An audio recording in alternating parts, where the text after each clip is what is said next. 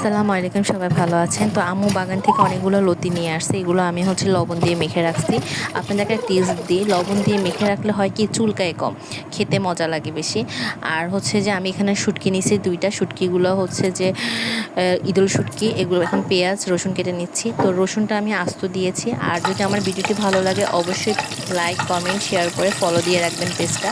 নতুন নতুন ভিডিও পাবেন আর আমিও আপনাদের সবসময় ভালোবাসা দিব, পাশে থাকবো। তো এখানে আমি পেঁয়াজটা যে ভেজে নিচ্ছি, শুটকিগুলো দিয়ে দিলাম, এগুলো ভাজা হয়ে যাবে। আর এখানে আমি কাঁচামরিচ, হলুদ, রসুন বাটা, তারপরে মরিচের গুঁড়া দিয়ে দিয়েছি।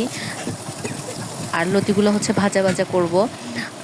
বাজারের লতি থেকে এই লতিগুলো খেতে অনেক টেস্ট লাগে। আম্মুর অনেক দিন যাবত তো আম্মুকে বললাম তাহলে আমাকে দাও, আমি তোমাকে একটু রান্না করে খাওয়াই। আর এই চামচগুলো দেখতেছেন, আপনারা যদি এই চামচগুলো দেখতে চান আমি অবশ্যই জানাবো। এগুলো আমার আম্মুর বানানো, খুবই সুন্দর আর রান্না করতে তো অনেক মজা লাগে।